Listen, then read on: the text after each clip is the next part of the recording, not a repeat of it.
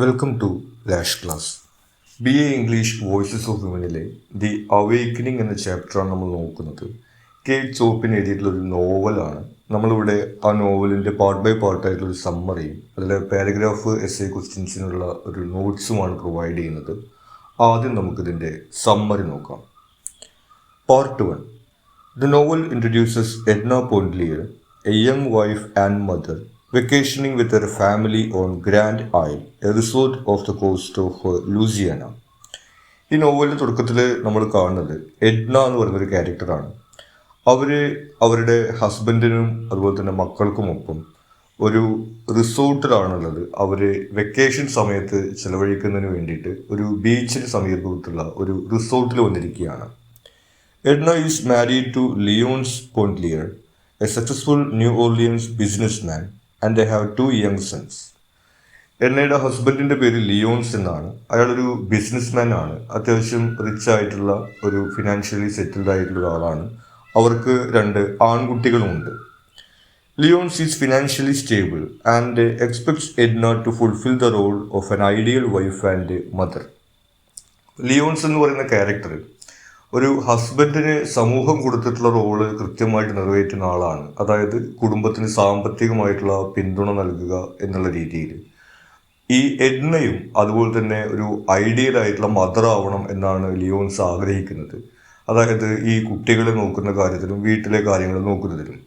അതിൽ തന്നെ ഈ കുട്ടികൾക്ക് എഡ്നയുമായിട്ടൊരു അറ്റാച്ച്മെന്റ് ഇല്ല എന്നുള്ള രീതിയിൽ ലിയോൺസ് പരാതിയൊക്കെ പറയുന്നുണ്ട്. ആ രീതിയിൽ എഡ്ന ഒരു മദർ എന്നുള്ള രീതിയിൽ ഒന്നുകൂടി ഡെവലപ്പ് ചെയ്യേണ്ടതുണ്ട് എന്നുള്ള കാര്യങ്ങളൊക്കെ ചില സമയങ്ങൾ ഇവർ തമ്മിൽ തർക്കമായിട്ട് വരുന്നതൊക്കെ നമ്മൾ ഈ നോവലിനകത്ത് കാണുന്നുണ്ട്. During her vacation Edna meets Robert Lebrun, a young man, and their interactions lead to her awakening as an individual beyond her roles as a wife and a mother. ഈ റിസോർട്ടിൽ വെച്ചിട്ടാണ് റോബർട്ട് ലെബ്രൺ എന്ന് പറയുന്ന ഒരു ക്യാരക്ടറിനെ ഇവിടെ കാണുന്നത്. ചെറുപ്പക്കാരനാണ്. ആ റിസോർട്ടിൻ്റെ ഉടമയുടെ മകനാണ് ഈ ക്യാരക്ടർ ഉണ്ടാവുന്നത്. അപ്പോൾ ഇവളുടെ ഹസ്ബൻഡാണെങ്കിൽ ഈ ബിസിനസ്സുമായി ബന്ധപ്പെട്ടിട്ടുള്ള ആവശ്യങ്ങൾക്ക് വേണ്ടി എപ്പോഴും പുറത്തു പോകുന്നതിനാൽ ഈ റോബർട്ടുമായിട്ട് ഇവൾക്ക് സമയം ചെലവഴിക്കാനുള്ള ഒരുപാട് അവസരങ്ങൾ ഉണ്ടാവുന്നുണ്ട്. അങ്ങനെ ഇവർ തമ്മിലൊരു ചെറിയ റിലേഷൻഷിപ്പൊക്കെ ഡെവലപ്പ് ചെയ്ത് വരുന്നിട്ട് നമ്മൾ കാണുന്നു. Her newfound sense of self is symbolized by her learning to swim, which represents a metaphoric rebirth. ഇനി ഈ റോബർട്ടും എഡ്നയും തമ്മിൽ ഈ സമയം ചെലവഴിക്കുന്നതിൽ കുറേ സമയം സ്വിമ്മിങ്ങിന് വേണ്ടിയൊക്കെയാണ് ഇവർ ചെലവഴിക്കുന്നത്. അതൊരു മെറ്റഫറായിട്ടാണ് കടന്നു വരുന്നത്. കാരണം എഡ്നയ്ക്ക് തുടക്കത്തിൽ നീന്താൻ അറിയുന്നുണ്ടായിരിക്കില്ല. അപ്പോൾ പെട്ടെന്നൊരു ദിവസം ഇവൾ നീന്താൻ പഠിക്കുന്നുണ്ട്. അത് ഒരു മെറ്റഫറായിട്ടാണ് നമ്മൾ കാണുന്നത്. കാരണം അവൾ ഒരു പുതിയ സെൽഫായിട്ട് മാറി എന്നുള്ളതിൻ്റെ ഒരു സിമ്പലായിട്ടാണ് അതവിടെ വരുന്നത്. പാർട്ട് 2.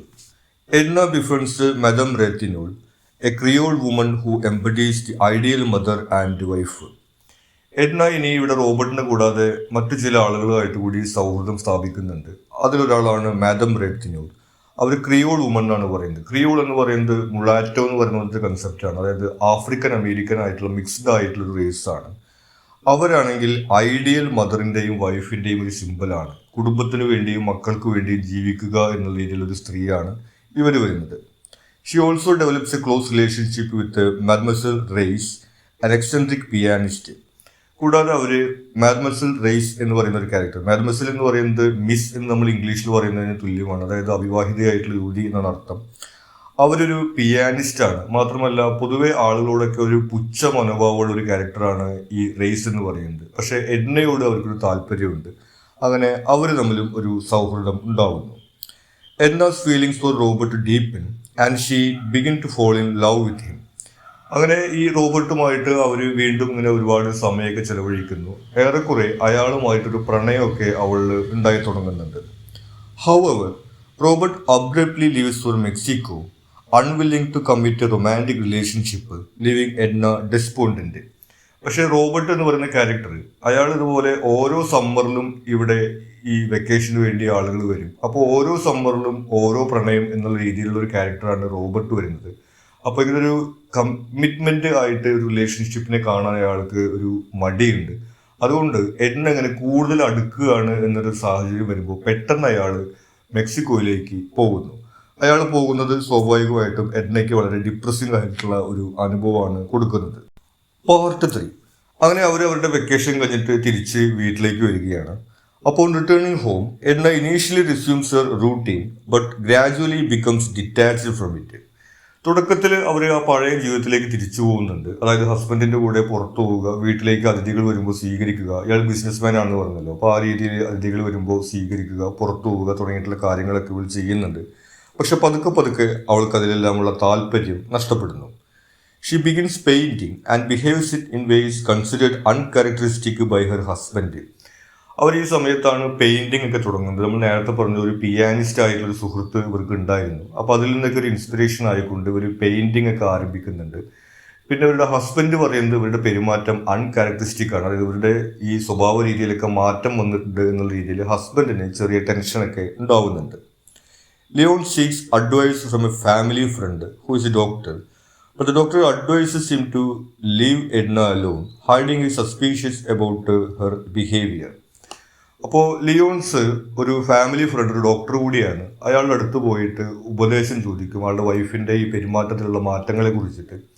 ആ ഡോക്ടർക്കാണെങ്കിൽ ഇവൾക്ക് വേറൊരു പ്രണയം ഉണ്ടായിരിക്കാം എന്നുള്ളൊരു സംശയം ഉണ്ടാവുന്നുണ്ടെങ്കിലും ആ കാര്യം ലിയോൺസിൻ്റെ അടുത്ത് പറയുന്നില്ല.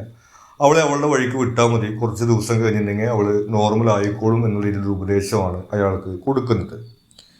Edna discovers that Robert has been writing letters to Mademoiselle Reisz about her, prompting her to visit Mademoiselle Reisz frequently to read the letters and listen to her play the piano. അങ്ങനെ ഈ സമയത്താണ് നമ്മൾ നേരത്തെ പറഞ്ഞ raise എന്ന് പറയുന്ന ഈ കഥാപാത്രം വീണ്ടും കടന്നു വരുന്നത്. അവർക്ക് ഈ റോബർട്ട് കത്തുകൾ അയക്കാറുണ്ട്. ആ കത്തുകളിൽ എഡ്നയെ കുറിച്ച് പറയാറുണ്ട് എന്നുള്ള കാര്യമൊക്കെ ഇവിടെ അറിയുന്നു. അതിനുശേഷം ഇവർ ഈ മാഡ്മസൽ റെയ്സിന്റെ വീട്ടിലേക്ക് നിരന്തരം സന്ദർശിക്കാൻ വേണ്ടി പോകുന്നുണ്ട്. ഈ കത്തുകൾ വായിക്കുന്നതിനും അതുപോലെ തന്നെ അവർ പിയാനോ വായിക്കുന്നത് കേൾക്കുന്നതിനൊക്കെ വേണ്ടിയിട്ടാണ് ഇവരങ്ങോട്ട് പോകുന്നത്. Part 4. Edna's father, the Colonel, visits the Pondeliers, after which Leonce and the children leave Edna alone. അതിനുശേഷം എഡ്നയുടെ പിതാവ്, റിട്ടയർഡ് കേണൽ, അവിടേക്ക് താമസിക്കാൻ വേണ്ടി വരുന്നുണ്ട്. കുറച്ച് ദിവസം അയാൾ ഇവരുടെ കൂടെ നിൽക്കുന്നു. അപ്പോൾ ഫാദറുമായിട്ട് അവൾ നല്ല രീതിയിലൊക്കെ തന്നെയാണ് റിലേഷനാണ് ഉള്ളത്. പക്ഷെ പോകുന്ന സമയത്ത് ചെറിയൊരു വഴക്കൊക്കെ ഉണ്ടാവുന്നുണ്ട്. കാരണം ഇവളുടെ സഹോദരിയുടെ വിവാഹത്തിന് ഇവൾ പങ്കെടുക്കാൻ വരുന്നില്ല എന്ന രീതിയിലൊക്കെ പറയുന്നത് സ്വാഭാവികമായിട്ടും ഫാദറിന് ഇഷ്ടപ്പെടുന്നില്ല.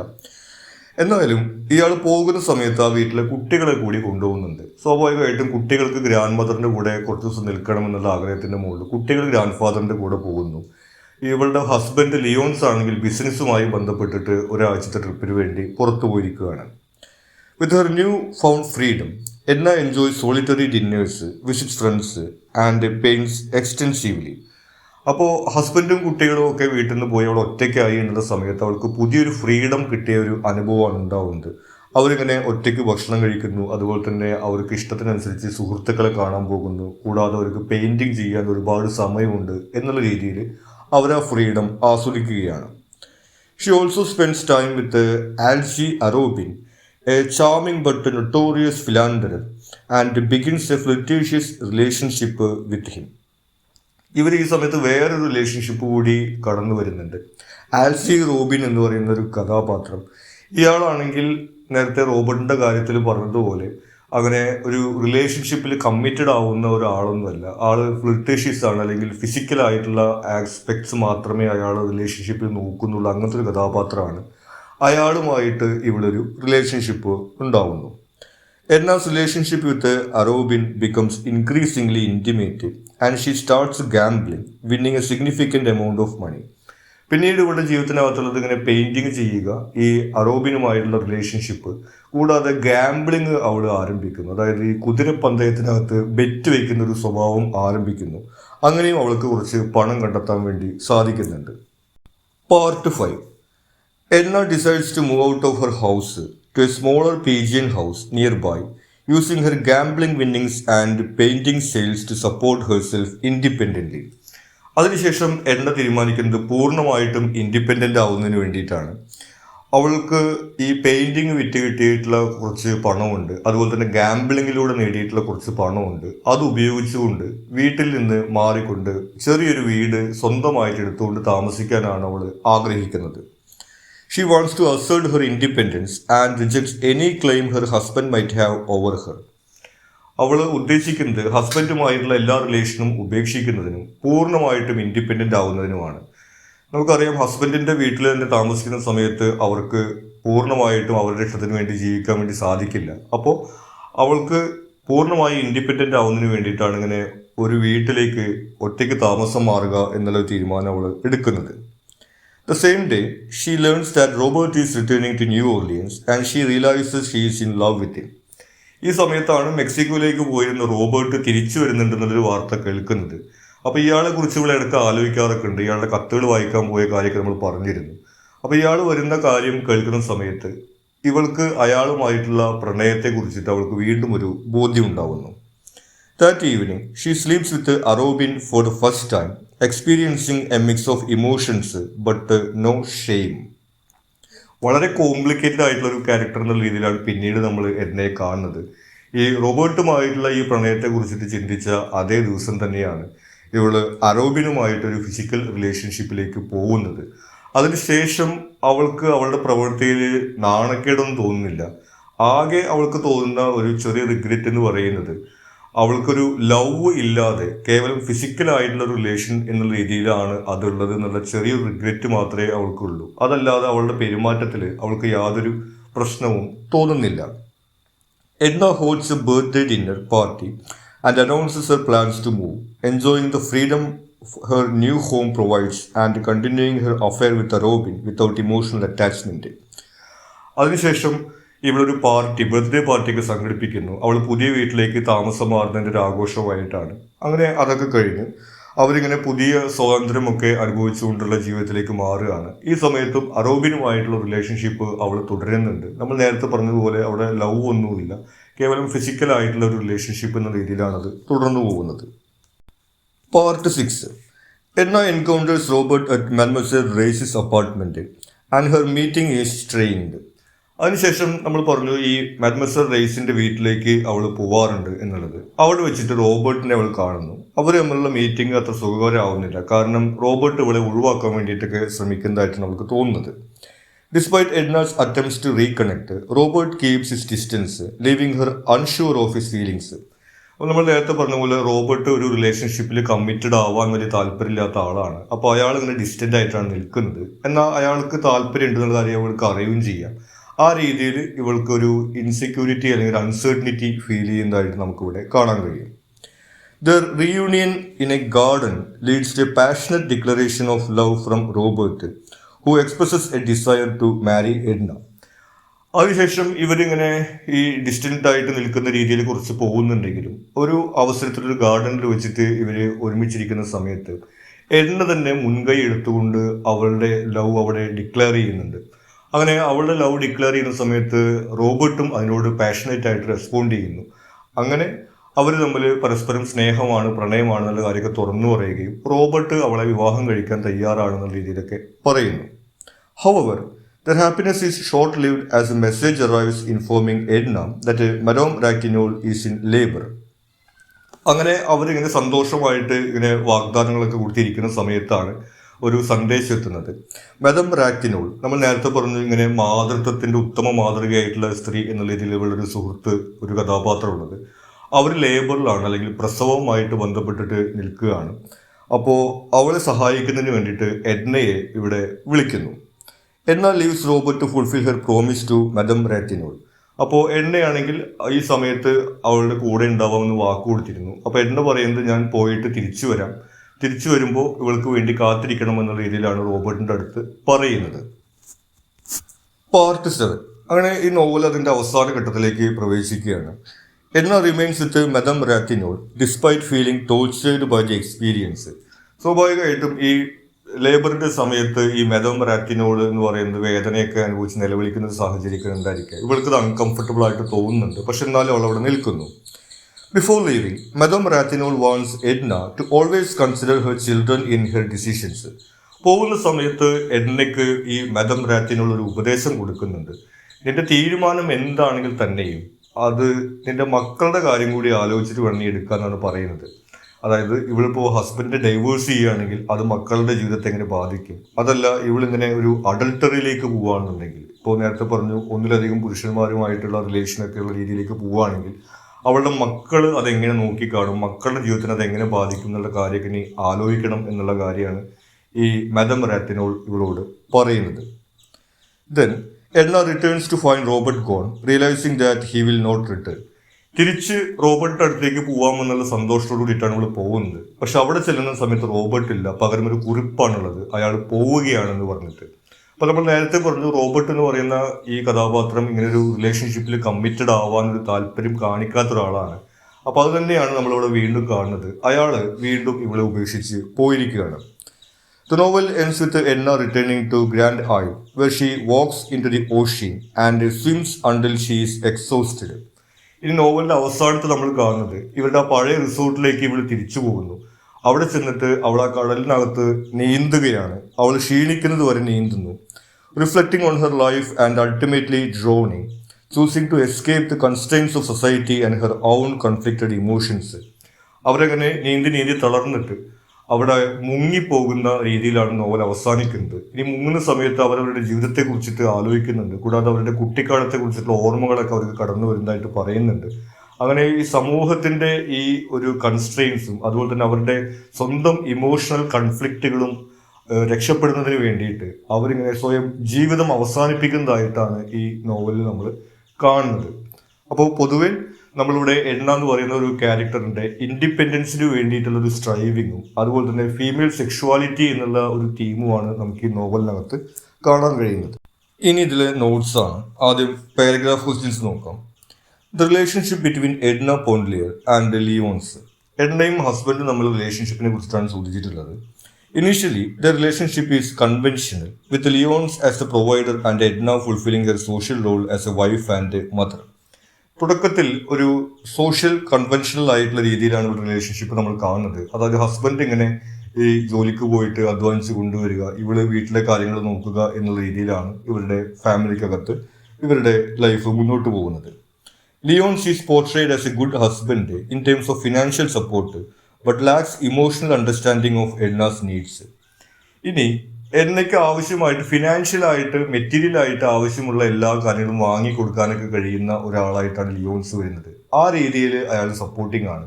പക്ഷെ ഇവൾക്ക് ഇമോഷണൽ ആയിട്ടുള്ള ഒരു സപ്പോർട്ട് കൊടുക്കാൻ അയാൾക്ക് കഴിയുന്നില്ല എന്നുള്ളതാണ് അവിടെ വരുന്നത്. The relationship deteriorates as Edna seeks independence and self discovery, leading to their emotional estrangement. അതിനുശേഷം നമ്മൾ ഈ നോവലിന്റെ സമ്മറിക്കകത്ത് കണ്ടതാണ്, എഡ്ന അവളുടെ ഒരു ഫ്രീഡത്തിന് വേണ്ടിയിട്ടും ഇൻഡിപെൻഡൻസിന് വേണ്ടിയിട്ടും ആഗ്രഹിക്കുന്ന സമയത്ത് അവർ തമ്മിലുള്ള റിലേഷൻഷിപ്പ് ഇങ്ങനെ നഷ്ടപ്പെട്ടു പോകുന്നതായിട്ടാണ് നമ്മൾ കാണുന്നത്. അടുത്തത് madame Ratignolle. Madame Ratignolle represents the idealized mother and wife, fulfilling her societal roles with grace and devotion. Madame Ratignolle എന്ന് പറയുന്ന ഒരു ഐഡിയലൈസ്ഡ് വുമൺ ആയിട്ടുള്ള ഒരു ക്യാരക്ടറാണ് നോവലിനകത്ത് വരുന്നത്. ഒരു വൈഫ് എന്ന രീതിയിൽ, ഒരു മദർ എന്ന രീതിയിൽ അവരുടെ ഈ കടമകൾ അല്ലെങ്കിൽ ഉത്തരവാദിത്തങ്ങൾ എന്നവർ വിശ്വസിക്കുന്ന കാര്യങ്ങൾ വളരെ ഡിവോഷനോട് കൂടിയിട്ട് ഇങ്ങനെ ചെയ്യുന്ന ഒരാളായിട്ടാണ് നമുക്കിവിടെ കാണാൻ കഴിയുന്നത്. She serves as a contrast to Edna, highlighting the societal expectations of women in the novel. അപ്പോൾ ഈ നോവലിനകത്ത് എഡ്നയ്ക്ക് ഒരു കോൺട്രാസ്റ്റ് ആയിട്ടാണ് അവർ വരുന്നത്. എഡ്ന എന്ന് പറയുന്നത് ഇൻഡിപെൻഡൻസ്, ഫ്രീഡം ആഗ്രഹിക്കുന്ന ഒരു കഥാപാത്രമാണെങ്കിൽ ഈ മാഡം റാത്തിനോൾ എന്ന് പറയുന്നത് ഈ സൊസൈറ്റൽ കൺസ്ട്രെയിൻസ് അല്ലെങ്കിൽ ആ ഒരു ഐഡിയലൈസ്ഡ് വേയിൽ ജീവിക്കുന്ന ഒരു കഥാപാത്രമാണ്. അപ്പോൾ എങ്ങനെയാണ് ഈ സ്ത്രീകളിൽ നിന്ന് സമൂഹം പെരുമാറ്റം ആഗ്രഹിക്കുന്നത് എന്നതിൻ്റെ ഒരു ഉദാഹരണമായിട്ടാണ് ഈ നോവലിനകത്ത് നമ്മൾ ഈ ക്യാരക്ടറിനെ കാണുന്നത്. Despite her traditional role, she is portrayed sympathetically, showing the complexity of women's lives in the novel. ഇനി ഈ എഡ്നയുടെ ക്യാരക്ടറിന് വ്യത്യസ്തമായിട്ടുള്ള ക്യാരക്ടറാണ് നമ്മൾ പറഞ്ഞത്. എഡ്ന ഫ്രീഡവും അതുപോലെ തന്നെ ഇൻഡിപെൻഡൻസ് ഒക്കെ ആഗ്രഹിക്കുന്ന ഒരാളാണ്. എന്നാൽ നമ്മുടെ ഈ മാഡം റാത്തിനോൾ ആണെങ്കിൽ അതിന് ഓപ്പോസിറ്റ് ആയിട്ട് ഇങ്ങനെ സമൂഹത്തിന്റെ രീതികൾക്കനുസരിച്ച് ജീവിക്കുന്ന ആളാണ്. പക്ഷെ എന്ന് കരുതിയിട്ട് അവർ മോശമായിട്ടല്ല ഈ നോവലിനകത്ത് ചിത്രീകരിച്ചിട്ടുള്ളത്. ഒരു സിമ്പത്തറ്റിക് ആയിട്ടുള്ള ഒരു ക്യാരക്ടറായിട്ട് തന്നെയാണ് ഇവിടെ ചിത്രീകരിച്ചിട്ടുള്ളത്. അപ്പോൾ പൊതുവിൽ നമുക്ക് ഈ വുമൻസ് ലൈഫിലെ ഒരു കോംപ്ലക്സിറ്റി എന്നുള്ള കാര്യമാണ് നമുക്ക് ഈ ഒരു ക്യാരക്ടറിന്റെ ഒരു പോർട്രേയിൽ കൊണ്ട് കാണാൻ കഴിയുന്നത്. പിന്നെ വരുന്നത് റോബർട്ട് ലെബ്രൺ എന്നൊരു ക്യാരക്ടറാണ്. Robert is a young man who awakens Edna's desires and represents freedom and passion. ഈ റോബർട്ട് എന്ന് പറയുന്ന കഥാപാത്രമായിട്ടുള്ള ഇന്ററാക്ഷൻസിലൂടെയാണ് എഡ്നയ്ക്ക് അവളുടെ ഈ ഒരു ഒതുങ്ങിക്കൂടിയുള്ള ജീവിതത്തിൽ നിന്ന് പുറത്തു വരണം എന്നുള്ളൊരു അവേക്കനിങ് ഉണ്ടാവുന്നതായിട്ട് നമ്മൾ കാണുന്നത്. He is initially portrayed as a charming and caring companion to Edna. തുടക്കത്തിൽ എന്നെ വളരെ കെയർ ചെയ്യുന്ന അതുപോലെ തന്നെ ചാമിങ് ആയിട്ടൊരു ക്യാരക്ടറായിട്ടാണ് നമ്മൾ ഈ റോബോട്ടിനെ കാണുന്നത്. His departure and eventual return mark significant turning points in Edna's awakening and eventual tragedy. പക്ഷേ ഈ റോബർട്ട് എന്ന് പറയുന്ന കഥാപാത്രം നമ്മൾ നേരത്തെ പറഞ്ഞു ഈ ഒരു റിലേഷൻഷിപ്പിൽ കമ്മിറ്റഡ് ആവാൻ വേണ്ടിയിട്ട് താല്പര്യം പ്രകടിപ്പിക്കാത്ത ഒരാളാണ്. അതുകൊണ്ട് തന്നെ ഇവളെ ഉപേക്ഷിച്ചുകൊണ്ട് ഒരു തവണ അയാൾ പോകുന്നുണ്ട്. അത് അവളുടെ ജീവിതത്തെ എങ്ങനെ ബാധിക്കുന്നു എന്നുള്ളത്. രണ്ടാമത് അയാൾ തിരിച്ചു വന്ന ശേഷം വീണ്ടും പോകുന്നത് അവളുടെ ലൈഫിന് ട്രാജഡിയിലേക്ക് കൊണ്ടുപോകുന്നതൊക്കെ നമ്മൾ കാണുന്നുണ്ട്. പിന്നെ വരുന്ന character ആൽസി അറോബിനാണ്. അറോബിൻ is a charming but morally questionable character who engages in a flirtatious relationship with Edna. അറോബിന്റെ ക്യാരക്ടറിനെ കുറിച്ച് നമ്മൾ പറഞ്ഞു. ഈ റോബർട്ട് എന്ന് പറയുന്ന കഥാപാത്രം തന്നെ ഒരു റിലേഷൻഷിപ്പിൽ കമ്മിറ്റഡ് ആവാൻ താല്പര്യം കാണിക്കാത്ത ആളാണെന്നുണ്ടെങ്കിൽ ഈ അറോബിൻ എന്ന് പറയുന്ന ക്യാരക്ടർ അതിനും അപ്പുറത്താണ് വരുന്നത്. അയാൾക്ക് ഇതൊരു റിലേഷൻഷിപ്പ് ആണ് എന്ന് വിളിക്കാൻ പോലും താല്പര്യമില്ല. കേവലം ഫിസിക്കലായിട്ടുള്ള ഫ്ലിർട്ടേഷ്യസ് ആയിട്ടുള്ള കാര്യങ്ങളിൽ മാത്രമാണ് അയാൾ താല്പര്യം പ്രകടിപ്പിക്കുന്നത്. He represents the temptation and the sensuality that Edna seeks in her pursuit of independence. ഇനി അറോബിൻ എന്ന് പറയുന്ന ക്യാരക്ടറിന്റെ ഈ നോവലിൽ വരുന്ന ഒരു സ്ഥാനം എന്ന് പറയുന്നത് എഡ്നയുടെ ഈ ഒരു ഇൻഡിപെൻഡൻസിലേക്കുള്ള ജേർണിയിൽ അവളുടെ ടെംപ്റ്റേഷൻസും അതുപോലെ തന്നെ സെൻഷ്വാലിറ്റിയുടെയും ഒരു സിമ്പിളായിട്ടാണ് അറോബിൻ ഇവിടെ കടന്നു വരുന്നത്. The relationship is purely physical, lacking the emotional depth that Edna deserves. നമ്മൾ നേരത്തെ പറയേണ്ട ഇവർ നമ്മുടെ റിലേഷൻഷിപ്പ് എന്ന് പറയുന്നത് ഒരു ലവ് അഫെയർ ഒന്നുമല്ല, കേവലം ഫിസിക്കലായിട്ടൊരു റിലേഷൻഷിപ്പാണ് ഈ അറോബിനുമായിട്ട് ഇവർക്ക് ഉണ്ടാവുന്നത്. ഇനി നമുക്ക് നോക്കാനുള്ളത് സിംബോളിസമാണ്. Sea as a symbol. കടൽ ഈ നോവലിനകത്ത് ഒരു സിമ്പിൾ ആയിട്ട് വരുന്നത് നമുക്ക് കാണാൻ വേണ്ടി കഴിയും. The sea represents freedom and escape for Edna, symbolising her desire to break free from societal constraints. അങ്ങനെ സമൂഹത്തിന്റെ ഈ കെട്ടുപാടുകളിൽ നിന്ന് മോചിതയാകാനുള്ള എഡ്നയുടെ ഒരു ആഗ്രഹത്തിന്റെ സിമ്പലാണ്. ഈ ഫ്രീഡത്തിന്റെയും എസ്കേപ്പിന്റെയും സിമ്പലായിട്ടാണ് സീ നമ്മൾ കാണുന്നത്. കാരണം നമ്മൾ പറഞ്ഞിട്ടുണ്ടായിരുന്നു ഈ സീയിൽ വെച്ചിട്ട് നീന്തുന്ന സമയത്താണ് അവൾക്ക് ഇതുപോലെ ഒരു അവേക്കനിങ് ഉണ്ടായതായിട്ട്, അല്ലെങ്കിൽ അവൾ ഒരു പുതിയ വ്യക്തിയായിട്ട് മാറിയതായിട്ട് നമ്മൾ കാണുന്നത്. It also symbolises the unknown and the unconscious, reflecting Edna's journey of self discovery and awakening. കൂടാതെ എഡ്നയുടെ മനസ്സിന്റെ കൂടി ഒരു സിമ്പിളാണ് ഈ സി എന്ന് പറയുന്നത്. കാരണം അവൾക്ക് ഇതുപോലെ ഇമോഷണൽ ആയിട്ടുള്ള കൺഫ്ലിക്റ്റുകൾ ഉണ്ടാവുന്നുണ്ട്. ആ രീതിയിൽ ഒരു അൺക്ലിയർ ആയിട്ടുള്ള ആഴങ്ങളെ കുറിച്ചിട്ട് വ്യക്തതയില്ലാത്ത ഒരു കാര്യത്തിന്റെ സിമ്പിളായിട്ട് കൂടി നമുക്കത് കാണാൻ കഴിയും. The sea's vastness and depth mirror the complexity of Edna's emotions and desires. നമ്മൾ നേരത്തെ പറഞ്ഞ പോയിന്റ് തന്നെയാണ്.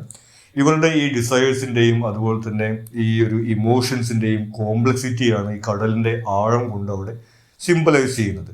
പിന്നെ നമ്മൾ നേരത്തെ പറഞ്ഞ അവളുടെ ഫ്രീഡത്തിന്റെ സിമ്പിളാണ്. അവിടെ നീന്തുന്ന സമയത്താണ് അവൾക്ക് ഈ അവേക്കനിങ് ഉണ്ടായത് എന്നുള്ള കാര്യം കൂടി അതിൽ ഇമ്പോർട്ടൻ്റ് ആണ്.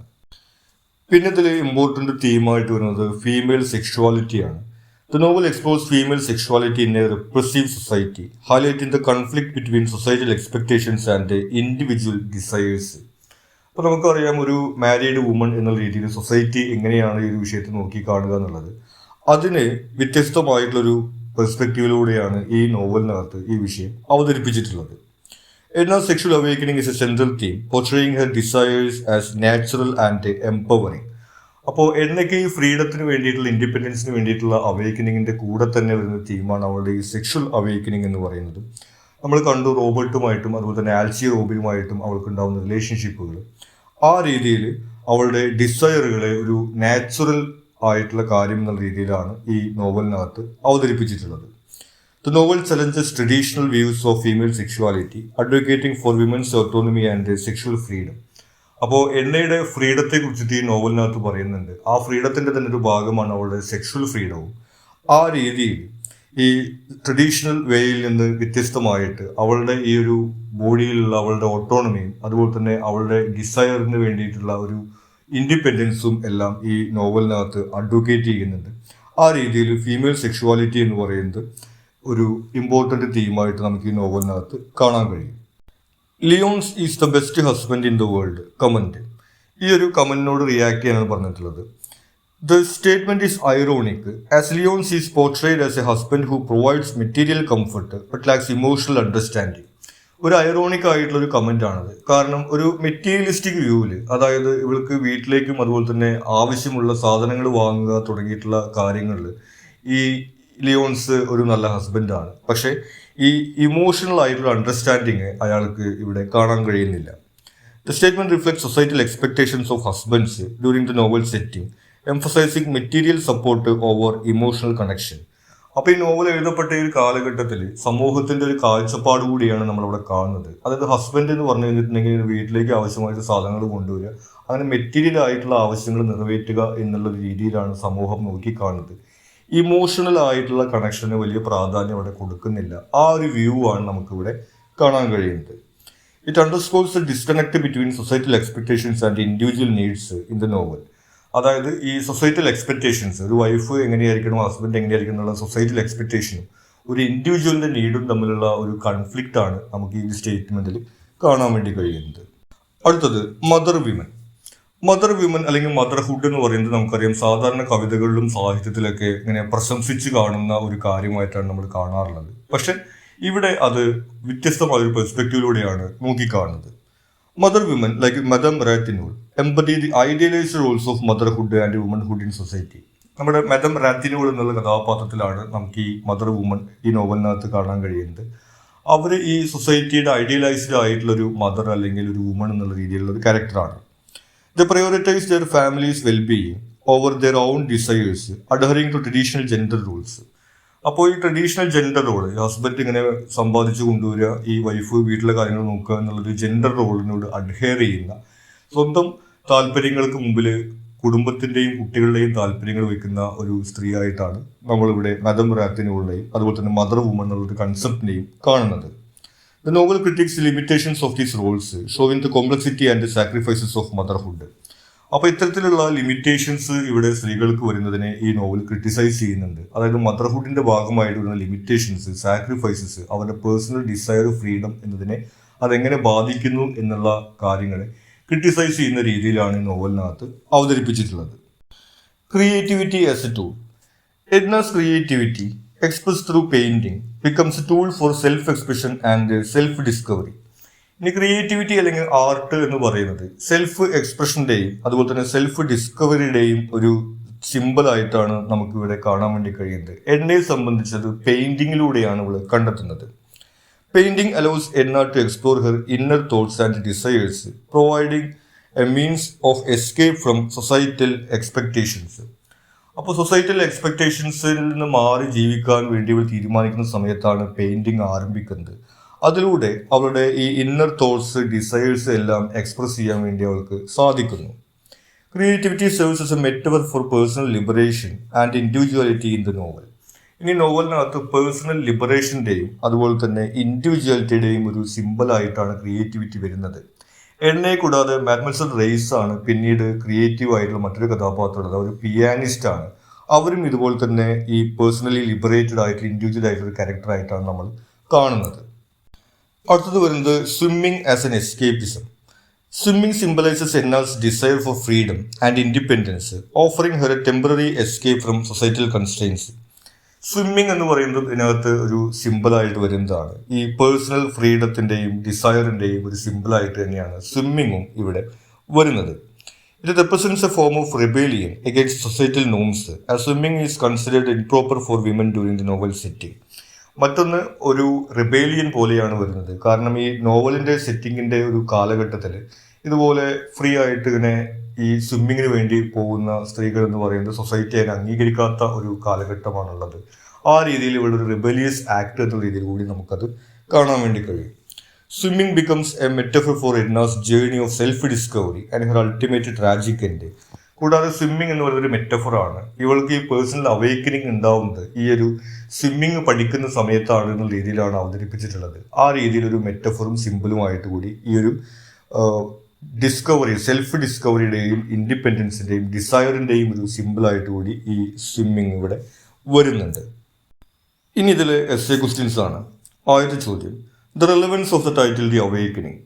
The title refers to Edna Ponlier's awakening to her own desires, emotions and the sense of self. ഈ അവേക്കനിങ് എന്ന് പറയുന്നത്, ഈ ഉണർച്ച എന്ന് പറയുന്നത്, ഈ എഡ്ന എന്ന് പറയുന്ന ക്യാരക്ടറിന് ഉണ്ടാവുന്ന അവളുടെ ഡിസയറുകളെ കുറിച്ചിട്ടുള്ള, ഇമോഷൻസിനെ കുറിച്ചിട്ടുള്ള, അവളുടെ ഒരു സെൻസ് ഓഫ് സെൽഫിനെ കുറിച്ചിട്ടുള്ള ഒരു അവേക്കനിങ് ആയിട്ടാണ് നമുക്ക് കാണാൻ കഴിയുന്നത്. It symbolises her realisation of the constraints of society and her journey towards personal freedom and independence.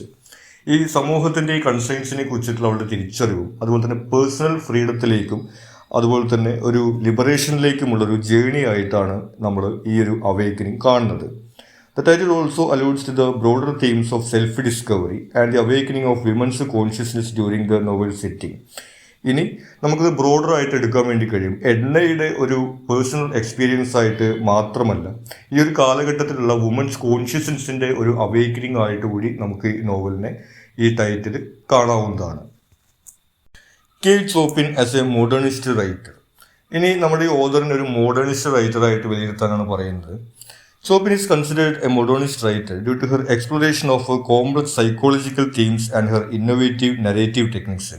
അപ്പോൾ ഈ നോവലിൽ ഉൾപ്പെടെ നമുക്ക് കാണാൻ വേണ്ടി കഴിയും സൈക്കോളജിക്കൽ തീംസ് ആണ്. അതായത് ഒരു ക്യാരക്ടറിന്റെ മാനസികാവസ്ഥ, ഇമോഷൻസ് തുടങ്ങിയിട്ടുള്ള കാര്യങ്ങളാണ് ഇതിനകത്ത് കൂടുതലായിട്ട് കടന്നു വരുന്നത്. അപ്പോൾ ആ രീതിയിൽ ഇവരൊരു മോഡേണിസ്റ്റ് റൈറ്ററാണ് നമുക്ക് പറയാൻ വേണ്ടി സാധിക്കും. The awakening reflects modernist ideas through it's portrayal of individualism, subjectivity and the exploration of taboo subjects such as female sexuality. കൂടാതെ ഇതിനകത്ത് തീംസ് ആയിട്ട് വരുന്നത് നമ്മൾ കാണുന്നത് ഇൻഡിവിജ്വലിസം, അതായത് ഒരു ഇൻഡിവിജ്വൽ എന്നുള്ള രീതിയിൽ എഡ്നയുടെ ഒരു ജേണിയാണ് ഇവിടെ നമ്മൾ കാണുന്നത്. അത് മോഡേണിസ്റ്റ് ലിറ്ററേച്ചറുമായിട്ട് ചേർന്ന് നിൽക്കുന്നതാണ്. പിന്നെ ഇവരുടെ ഈ എക്സ്പ്ലോറേഷൻ ഓഫ് തീംസ്, ഈ ഫീമെയിൽ സെക്ഷുവാലിറ്റി പോലുള്ള വിഷയങ്ങളെ കുറിച്ചിട്ടാണ് ഇവർ ഓപ്പൺ ആയിട്ട് എഴുതുന്നത്. അതും ഒരു മോഡേണിസ്റ്റ് റൈറ്റർ എന്നുള്ള രീതിയിൽ നമുക്ക് ഇവരെ കാണാൻ കഴിയുന്നതാണ്. Chopin's use of stream of consciousness and her focus on the interior lives of her characters are also characteristic of modernist literature.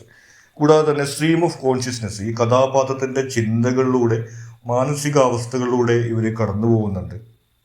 മാത്രമല്ല ഈ കഥ അവതരിപ്പിക്കുന്നതിലുപരിയായിട്ട് ഈ കഥാപാത്രങ്ങളുടെ ഇമോഷൻസ് അവതരിപ്പിക്കാൻ വേണ്ടി ഇവർ ശ്രമിക്കുന്നുണ്ട്. അതും മോഡേണിസ്റ്റ് ലിറ്ററേച്ചറിൻ്റെ ഒരു സൂചനയായിട്ട് നമുക്ക് എടുക്കാവുന്നതാണ്. Feminist elements in the novel. The novel critiques the restrictive gender roles imposed on women in the 19th century American South. ഈ നോവലിന്റെ കാലഘട്ടത്തിലുള്ള ഈ ജെൻഡർ റോൾസ്, അതായത് ഒരു വുമൺ അല്ലെങ്കിൽ ഒരു മദർ, വൈഫ് എന്ന രീതിയിൽ സോഷ്യൽ കൺസ്ട്രെയിൻസ് വരുന്നതിനെ ഈ നോവലിനകത്ത് ക്രിട്ടിസൈസ് ചെയ്യുന്നുണ്ട്. അത് നമുക്കൊരു ഫെമിനിസ്റ്റ് എലമെന്റ് ആയിട്ട് കാണാവുന്നതാണ്. It explores themes of female empowerment, autonomy and the right to pursue personal fulfilment. അതുപോലെ തന്നെ പേഴ്സണൽ ഫ്രീഡം, പേഴ്സണൽ ഡിസയർ തുടങ്ങിയിട്ടുള്ള കാര്യങ്ങളാണ് എഡ്നയുടെ ഈ ഒരു ക്യാരക്ടറോട് നമ്മൾ കാണുന്നത്. അതും ഫെമിനിസ്റ്റ് എലമെന്റ് ആയിട്ട് നമുക്ക് കാണാവുന്നതാണ്. Edna's journey can be seen as a feminist act of rebellion against societal expectations. ആ രീതിയിൽ എഡ്നയുടെ ജേർണി എന്ന് പറയുന്നത് സോഷ്യൽ എക്സ്പെക്ടേഷൻസിനെതിരെയുള്ള ഒരു ഫെമിനിസ്റ്റ് റിബലിയനായിട്ട് നമുക്ക് കാണാൻ വേണ്ടി കഴിയും. Although the novel also portrays limitations and consequences of such rebellion.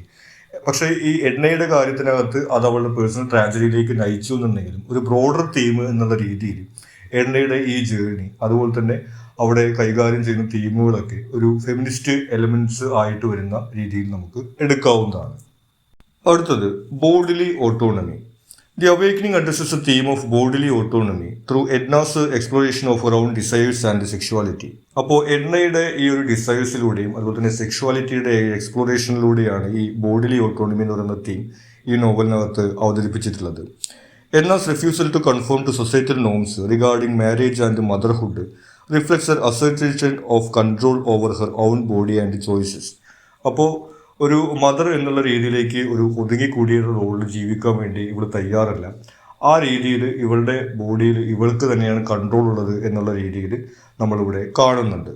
The novel highlights the importance of women's agency over their own bodies and the consequences of denying this autonomy. അപ്പോൾ ആ രീതിയിൽ bodily autonomy എന്ന് പറയുന്നത് നമുക്കറിയാം ഒരു freedom എന്ന് പറയുന്നതിൻ്റെ കൂടെ തന്നെ ചേർത്ത് നിൽക്കുന്ന ഒരു കാര്യമാണ്. ഒരാൾക്ക് അയാളുടെ ശരീരത്തിൻ്റെ മുകളിൽ സ്വാതന്ത്ര്യമില്ലാതെ പിന്നെ അയാൾക്ക് എന്ത് സ്വാതന്ത്ര്യം ഉണ്ടെന്നാണ് നമുക്ക് പറയാൻ വേണ്ടി കഴിയുക. ആ രീതിയിൽ ഒരു ഫീമെയിൽ എംപവർമെൻറ്റ്, ഫീമെയിൽ ഫ്രീഡം എന്ന് പറയുന്നതിൻ്റെ കൂടെ തന്നെ ചേർത്ത് നിൽക്കുന്ന ഒരു കാര്യം തന്നെയാണ് ഈ ബോഡിലി ഓട്ടോണമി എന്ന് പറയുന്നത്. ആ ഒരു കാര്യം കൂടി നമ്മളിവിടെ എഡ്നയുടെ ഈ ഒരു പേഴ്സണൽ ജേണിയിൽ നമ്മൾ കാണുന്നുണ്ട്. ഇനി നമുക്കിത് നോക്കാനുള്ളത് സിമ്പിൾസ് ആണ്.